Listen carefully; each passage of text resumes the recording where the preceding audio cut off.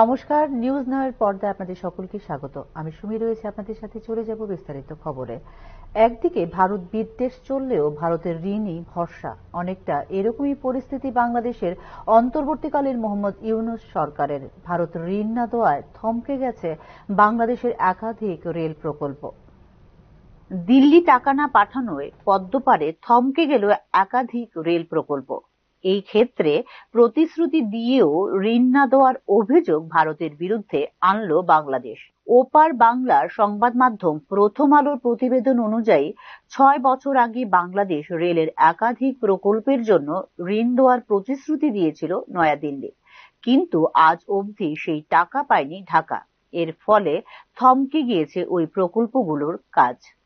এই বিষয়ে একাধিকবার নরেন্দ্র মোদী সরকারকে চিঠি দিয়েও লাভ হয়নি, যদিও পাল্টা প্রশ্ন উঠছে হাসিনা পরবর্তী সময়ে যে ভারতকে কথায় কথায় বিষোদ্গার করছে মোহাম্মদ ইউনূস সরকার এবং পদ্মপাড়ের রাজনৈতিক দলগুলি, কোন ভরসায় তাদের অর্থ সাহায্য করবে ভারত? ভারতের অনুদানের উপর নির্ভর করে বাংলাদেশে এই মুহূর্তে রয়েছে রেলের 7টি প্রকল্প।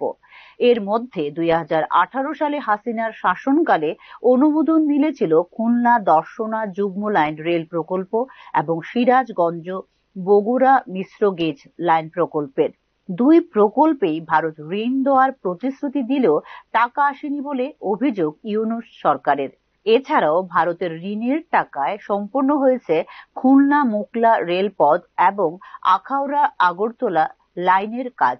এই দুই প্রকল্পের পুরোপুরি সমাপ্তি ঘোষণা করেনি বাংলাদেশ সরকার। খুলনা মোকলা লাইনে একটি ট্রেন চলে, আখাউড়া আগরতলা লাইনে এখনো ট্রেন চলাচল শুরু হয়নি।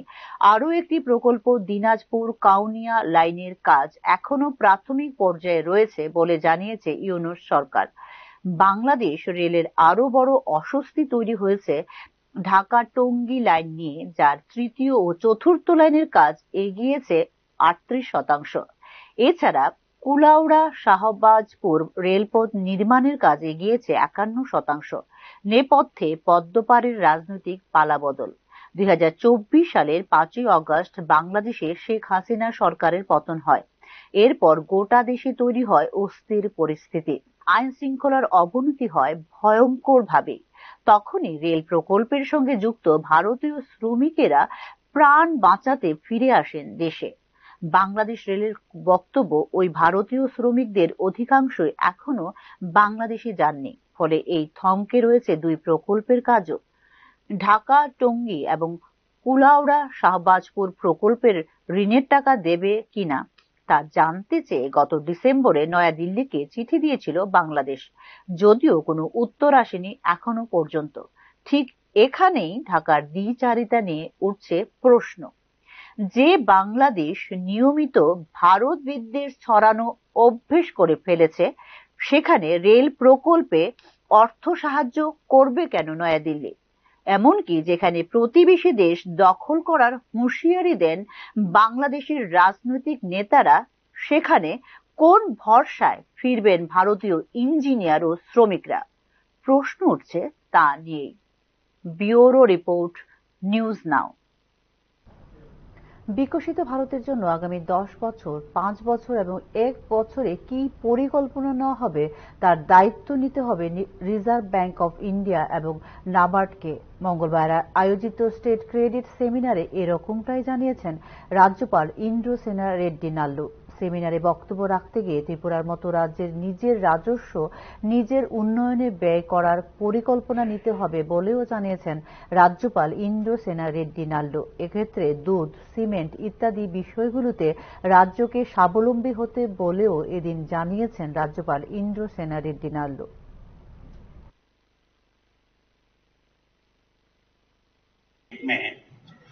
पैसे हम कमाते हैं और पैसे दूसरों को देते हैं। क्यों? इधर अपन सेल्फ सफिशिएंट नहीं है। दूध होना है बाहर से लाते हैं, घर बनना है पत्थर सीमेंट सब बाहर से आते हैं।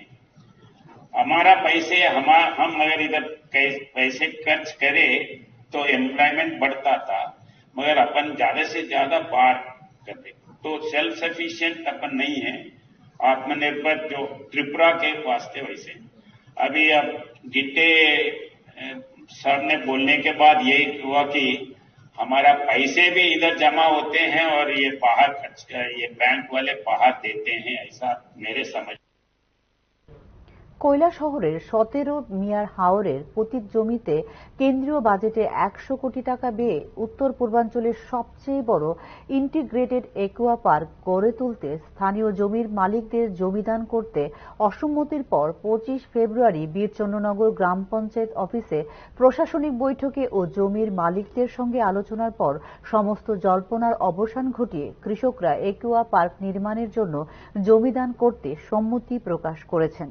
পূর্বতন বাম আমলে 17 মিয়ার হাওরের পতিত জমিতে কৃষকদের স্বার্থ উপেক্ষা করে জলাশয় নির্মাণ করা হয়েছিল, কিন্তু পরবর্তী সময়ে জলাশয়ের কাজ মাঝপথে বন্ধ হয়ে যাওয়ার কৃষকরা তাদের জমি হারিয়েছিলেন এবং আর্থিকভাবে লোকসান হয়েছিল বলে কৃষকরা জমি দান করতে অনীহা প্রকাশ করেছিলেন। প্রকল্পটি নিয়ে কিছুটা মতানৈক্য থাকলেও প্রশাসনিক বৈঠকে আলোচনার পর এই জল্পনার অবসান ঘটেছে। তবে পরিকল্পনাটি বাস্তবায়ন ও উন্নয়নে সর্বসম্মতি থাকলেও সেটি বিজ্ঞানসম্মতভাবে তৈরি করা এবং আগামী দিনে প্রকল্পটি যেন ব্যর্থ না হয় সেদিকে নজর রাখার বিষয়ে বিস্তারিত আলোচনা হয়। এছাড়া ইন্টিগ্রেটেড একুয়া পার্কের পরিচালন কমিটি নিয়েও জেলা শাসকের সঙ্গে আলোচনা হয়।